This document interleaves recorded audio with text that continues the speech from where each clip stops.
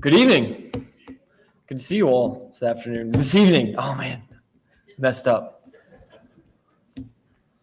Appreciate you all being here. Appreciate Brother Caldwell's lesson this morning. Truly is a great benefit to be with one another, isn't it? Hope I do my part this evening to make sure we are edified, encouraged, and benefit from our time together. But everyone that's here, I just want to say thank you. It's good to see you all. Appreciate the encouragement you offer by being here. I enjoy time together. Then again, I'm the one that gets to talk most of the time, so I guess that's unfair. But there's an interesting thing. It's like become really popular, right? Everyone wants what's natural. Like that's like a big selling point. Like you'll see it on like a box, or then they have like brands like Nature's Valley, right? And it's like, well, that's the good stuff, right? Because that's natural. And then we have other words that we throw in there like organic, right? Like certified organic. And that's like the good stuff, right? Like you have to have the natural stuff, the good stuff. And I guess that makes sense, right? I mean, given the option between chicken that supposedly is filled with antibiotics or like natural free-range chicken, I guess I would rather have the free-range chicken. I don't know if it matters, but like sounds like that's probably a better thing. I don't know. Usually don't buy it because it costs more, but in theory, if they were the same price, that's probably what I would take, right? And same with everything else, like natural products. I'd probably prefer that, given the option, price point difference. I don't know if it matters or not, but it's like this alluring thing. And you see the way that like captivates people then. That there's like a whole movement, not just for like natural food and fruits and vegetables, which, maybe makes some sense. But then they talk about that with everything. We have to do what's natural to us. The Beatles saying, act naturally, right? And it's like this idea, it becomes like almost a perspective that you have in the world that you do what's natural to you, right? That there's this kind of feeling or this idea and you allow that to kind of rule or whatever, maybe. I don't know. And I think as Christians, we see the problem with that, maybe the potential problem with that. Certainly not exclusive, but this kind of like whole natural idea, it just, it doesn't quite sit well. And in fact, that's exactly what Paul's saying from our scripture reading, 1 Corinthians 2, isn't it? That the natural person does not accept the things of the Spirit of God, for they are folly to him, and he is not able to understand them because they are spiritually discerned. And it's striking, the words there, that there's this natural man and there's this spiritual man, and the natural man can't understand the spiritual things. They don't even understand it. They can't even comprehend it. And so you need to be spiritually discerning. And so then, that becomes interesting. And obviously, we're going to go down talking about, sin and the origin of sin and all those sorts of things. That's not really the point of the lesson tonight. I don't know that we need to discuss that right now. We will come back to that another time. But the general idea of the contrast between who we are naturally and who we're supposed to be. That we have to change something, right? That the natural man doesn't know. We have to have some sort of change take place because the natural man can't comprehend God. And in fact, that's kind of what we see in Acts in several places. In Acts 17, when Paul preaches in Athens, the philosophers called him a babbler. They just couldn't process it. They couldn't understand it. When he spoke of the resurrection, some people sneered. Didn't make sense. In Acts 26, Festus interrupts Paul's defense, shouting, "You're out of your mind, and your great learning has driven you insane," right? It doesn't make sense. What you're saying does not make sense. I don't understand it. I can't comprehend it. And that's the reaction that the quote-unquote natural mind, to borrow Paul's language here, has to the gospel. That it doesn't make sense. I was talking to somebody recently, and he does a lot of kind of missionary work in inner cities in the U.S., right? And has converted gang members and tried to help them change their lives and has used that as a way of motivating other people within those communities to accept Christ and to take a change in who they are. It's like pretty remarkable sort of work. And he's been successful, and so he had a politician come in an election year, surely to leverage his success as a way of gaining political favor. And they come and he explains it all to them. And they repeat it all. And they're like, well, I don't understand, because there's lots of other outreach programs that follow a similar sort of mentorship sort of thing, but they're not nearly as effective. What's your secret sauce? What's the thing that makes it different? He's like, it's the gospel. And he told them Jesus. Like, that's at the basis of all this. And they were like, yeah, but what is it really? And it's like, no, it's Jesus. That's the difference. And they're like, well, okay, explain it to me. And you explain it. And they're like, no, they don't get it, right? They don't understand. There's like a glaze over their eyes because, and they said they looked at him and they were like, look, you're a well-educated man, right? You've been successful in business, and in your retirement, you're running this. You can't honestly be telling me that you believe this. And his people that he works with are there next to him, and he looked at this politician and he said, of course I do. Like, that's the difference. And it's like this kind of powerful illustration, isn't it, of what Paul is talking about the natural man, that there's just something that people have. They can't comprehend the gospel. They can't comprehend what Jesus has done. And we could talk about why, and there's lots of reasons why, but I want us to begin here and think about that, the difference, that there's a change that has to take place, a realization. There's a touching of your heart that has to occur. There has to be some understanding and comprehension of who Jesus is. Otherwise, it's a eyes glazed over, I just don't get it kind of thing, isn't it? But what's interesting, I mean, the problem isn't new. It's been this way from the beginning. In Genesis 4:17, we can look at some of the verses there, those verses. Cain builds a city. Jabal's the father of those who dwell in tents and have livestock. Jubal was the father of all those who play the lyre and pipe. Tubal-Cain was the forger of all instruments of bronze and iron. So you're talking about the descendants of Cain there in Genesis 4. And they start working with bronze and iron. They invent musical instruments, and they start doing things differently and inventing things and achieving things. And they're remarkable, right? Metallurgy, music, like life-changing, world-changing accomplishments. But you see where it leads in Genesis 11, where they say, come, let us build ourselves a city and tower with its top in the heavens, and let us make a name for ourselves. You see, that sort of achievement, right? The invention, the adding on of these things from the descendants of Cain, it led to Babel. And this attitude of, let's make a name for ourselves. Let's do something for us. Let's immortalize who we are. Let's make sure everybody knows what we did. And it's this attitude that I think is the natural man, isn't it? That everybody, whether they believe in God or not, has to recognize on some level that death exists. So then what do you do until you die? And that's the problem. That's the thing that people wrestle with. They try to find their purpose, their meaning, whatever. And if you don't have God, you fill that with achievement, don't you? Then you look back on your life's work and you say, I may not have done much, but I was the greatest cello player in the Tampa Symphony, right?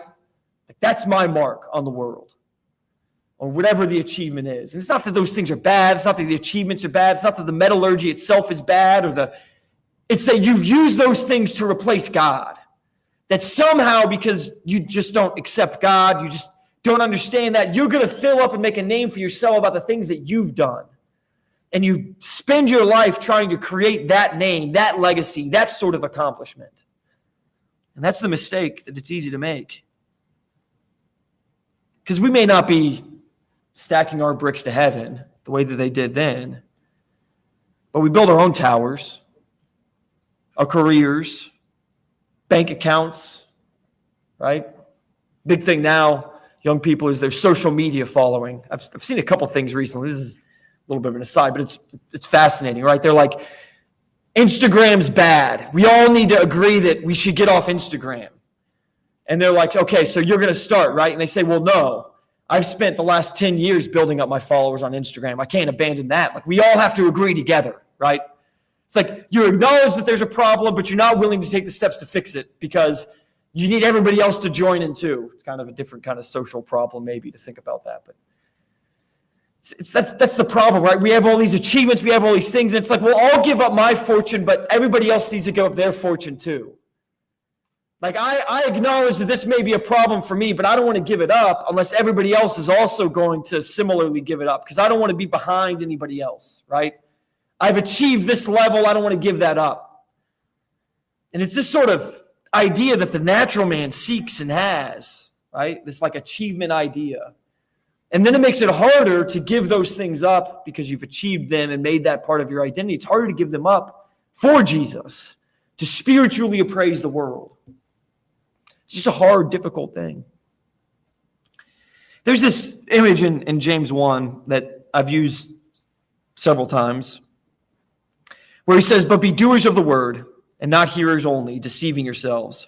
For if anyone is a hearer of the word and not a doer, he is like a man who looks intently at his natural face in a mirror and goes away and at once forgets what he was like." It's that same word, right? The natural face, what you actually look like. And it's an vivid image, right? We know what it's like to look in the mirror. Wake up in the morning, brush your teeth, whatever, you look in the mirror, and you've got, I need to shave today, or whatever it is, and you see it. Or you just pretend like it's not there. Your hair's messed up and you leave the house, whatever. I mean, you see some people sometimes walking down the street and you're like, surely they didn't look in a mirror this morning, right? Like there's no way that they would have chosen to wear that outfit outside. Like I guess they just, forgot to look in the mirror, because there's no way. But maybe they did and they just forgot. And they were just like, whatever, I'll pretend like it's not there. I don't know. But that's what he's talking about. You look in the mirror and you see the problem, right? You see the mismatched outfit or the pajamas or whatever it is, and you're just like, I don't see it, and you just leave. And he says that's what the person is like who looks at the Bible, who looks at the Word of God, sees who they are, and ignores it. They see the natural face. They see the problem. It's right there, plain before them. The Bible reflects that to them. But they just ignore it. And he goes further, right? He says, but the one who looks, and this is explaining the analogy a little bit as he says it, because he parallels the mirror to the perfect law, the law of liberty. He says, the one who looks into the perfect law, the law of liberty, and perseveres, he will be blessed in his doing. Right? That's the difference. The mirror is the perfect law, the law of liberty. It is the thing that exposes and enlightens who we are. And the problem is, it is so easy to look into the perfect law of liberty, to see what it says, and to ignore it, because we don't like what it says about us.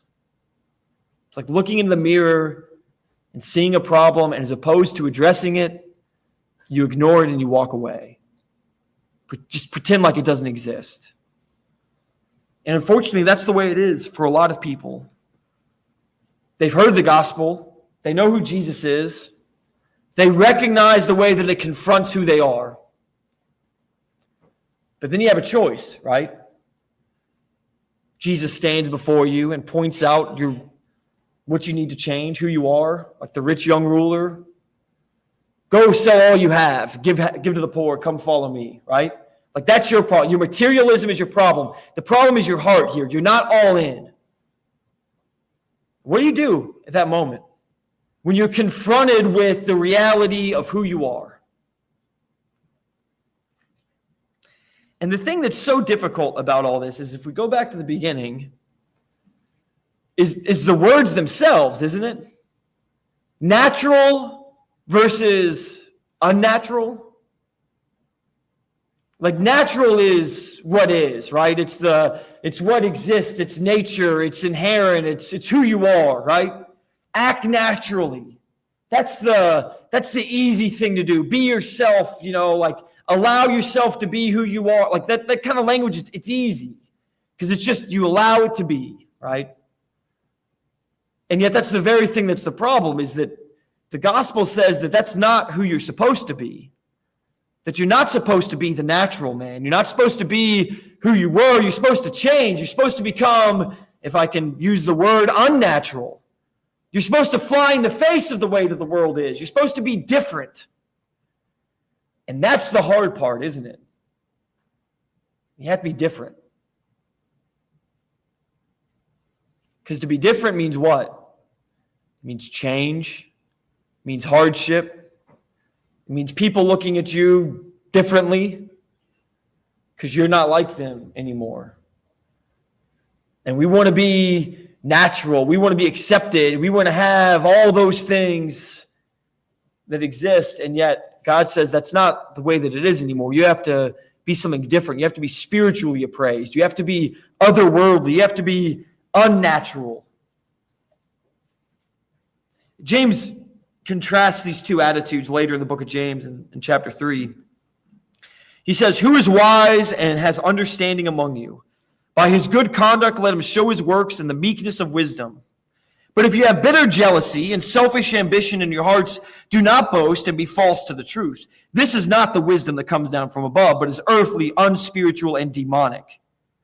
But the wisdom from above is first pure, then peaceable, gentle, open to reason, full of mercy and good fruits, impartial and sincere, and a harvest of righteousness is sown in peace by those who make peace."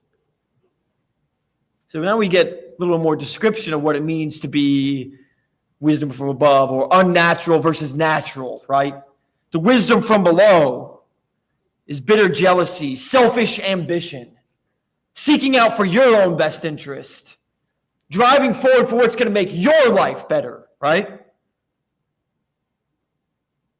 In comparison with the peaceable, the gentle, those that are full of mercy and good fruits, the impartial, the sincere. And I think most people, even the natural man, would acknowledge that a lot of these things that come from the wisdom from above are good things.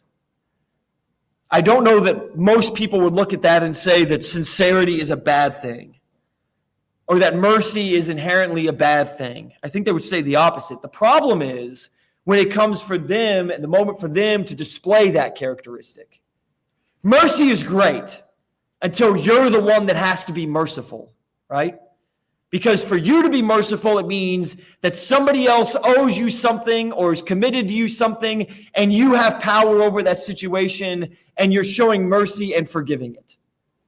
That means that you're sacrificing something for them. That's hard, to be merciful. It's hard to be peaceable, isn't it? To be confronted with a situation in which you and another person have conflict, and you will choose peace. Because inevitably, what does that mean? That you will make some compromise, that you will be the one that says the first thing to allow peace to reign. Because they're not going to make the first move, so you have to. And so, the world, the natural man says, being peaceable is great for you. I love people that are peaceable, but they don't want to be peaceable. They don't want to be merciful. They don't want to practice these characteristics because that is self-sacrifice, which flies in the face of their personal achievement, their tower that they're building, their career, whatever else.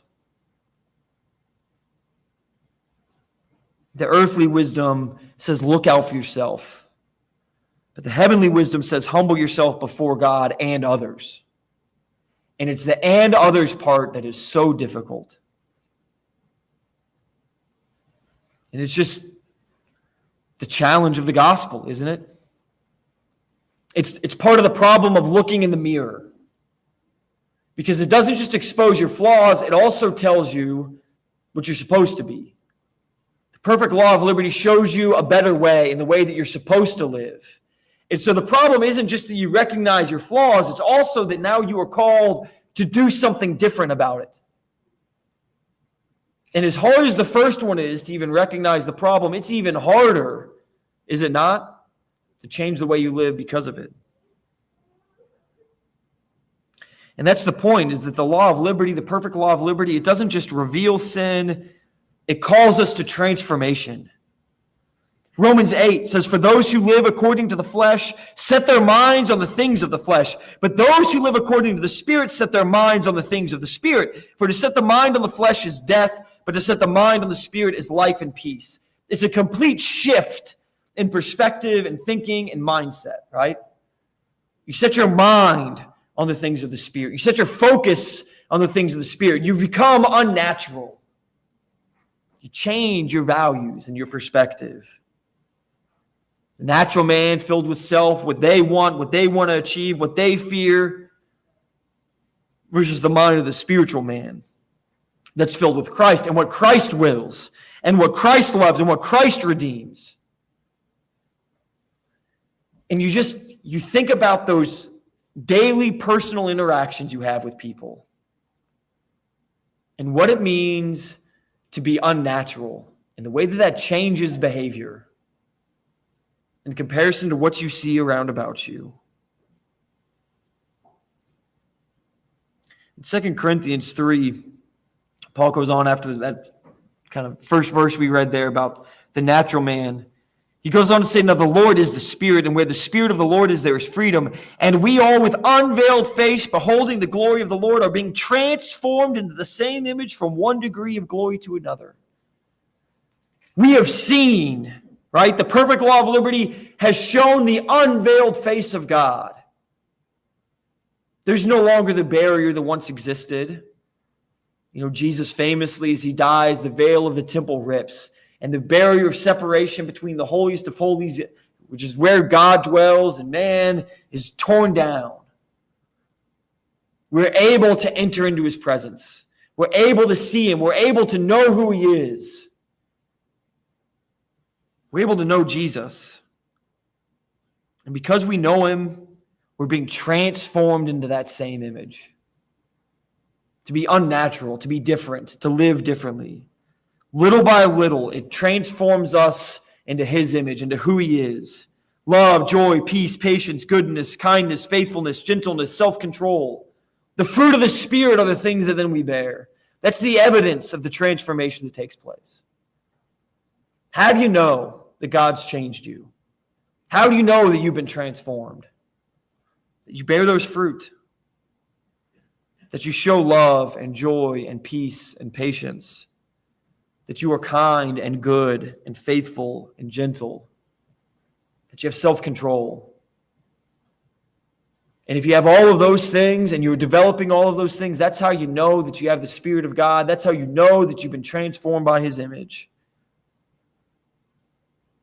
And so we are to become unnatural, to be different. And it's really the language here that I think is the key, right? I think the words are what makes this lesson interesting to me. Natural and unnatural, right?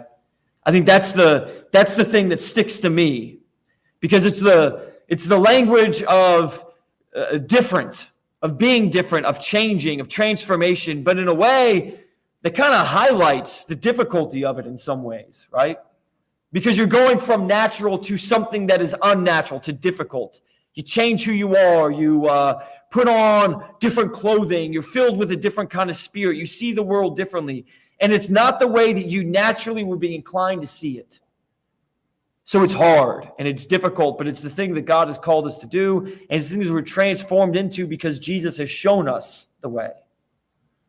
But it's that language, I think, that is really striking to me. Especially then when you just look at the world and you look and you see the people that are around, and you then are empathetic in a different kind of way too. Because the sin and the immorality that you see, that is the natural man. That's the natural sort of course of the world. We're the ones that are changing direction. We are the ones that are being transformed. And so, of course, most people are not on that path. But hopefully, we show them the better way. We expose them to the truth, and they see into the perfect law of liberty, and they become transformed as well. 2 Corinthians 5:17, Paul says, therefore, if anyone is in Christ, he is a new creation. The old has passed away, and behold, the new has come. We're something different. We're something new. We've transformed. I don't know. Sometimes maybe the obvious analogies are the good ones. I don't know. I tell Megan all the time, sometimes the obvious joke is the right joke. Like, sometimes it's too obvious, and you're like, you kind of cringe a little bit. But like, sometimes it's just the obvious joke is the right joke. And sometimes the obvious analogy is the right analogy, right? So with that said, it's like a caterpillar and a chrysalis, right? It's a transformation. And we all have read the story of the very hungry caterpillar. Who knows how many business books or whatever else, analogies, whatever, use that. But sometimes the obvious one is the right one, isn't it? the little worm, the little ugly worm that transforms into the beautiful butterfly. I mean, it's the idea, isn't it? The transformation that takes place. To be something new, something different, something beautiful. And as much as it is unnatural in the broken world that we live in, it is right. And it is what God has intended from the beginning. Because we're seeing things through a different lens and from a different perspective. And hopefully over time, it's no longer the unnatural thing. It is the heavenly thing. And it is the thing of our Creator that we are then a part of. And this call is a call to live in communion with who God is, fundamentally, to take that on and to be transformed, to let His wisdom, His word, His very presence to shape who we are. Colossians 3:9 says, "Do not lie to one another, seeing that you have put off the old self with its practices and put on the new self, which is being renewed in knowledge after the image of its creator." It's a transformation that takes place. Our mind is transformed. Our heart is transformed. Our speech is transformed. Our hands and the things that we do are transformed. And the people that we are around, hopefully, are transformed because of our transformation. We show them the better way. We have the mind of Christ. We're able to spiritually appraise things and see things differently. We're able to become unnatural. To become unnatural is to become Christ-like. Unnaturally forgiving, unnaturally merciful, unnaturally humble, unnaturally loving. Not the way that other people are, but the way that Jesus is. And that's the transformation that should take place in us. We become Christians. Hopefully that's an encouraging lesson to think about that.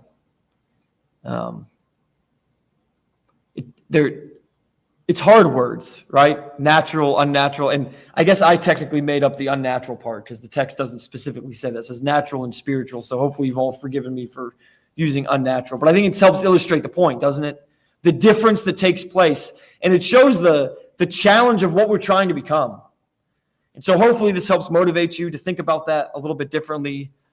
The takeaway I want you all to have is that the next time you're confronted with a situation where you have to show the wisdom from above, the unnatural choice, and you're confronted with the fact that you are different because of it, that you can be emboldened to follow the wisdom from above anyway, because you know that that's the wisdom of God and of Jesus and the transformation that's taken place. And it's okay to run against the grain. It's okay to be different from the world. It's okay to be transformed. That's what we're called to be. And so hopefully that can help encourage you to make those difficult choices this week as you may have to make them. But if you're here and you recognize that you have not become unnatural, that you have not been transformed, the first step is baptism, to cast off who you were, to be baptized, to walk in newness of life. But we also always offer an invitation to pray for and encourage anyone that's here. And if we can pray for you, let us know. If you want to talk to me afterwards or anytime, I would love to talk to you about that and encourage you, pray for you. That's why we're here. And it doesn't have to be some big sin that you're confessing. It could just be something small or something difficult, something you're wondering about, a loved one. Let us pray for you and your family or whatever it is. And turn the case over to God because He is unnaturally loving and forgiving and unnaturally merciful. If there's anything we can do for you, though, at this time, please let us know as we stand and sing this song.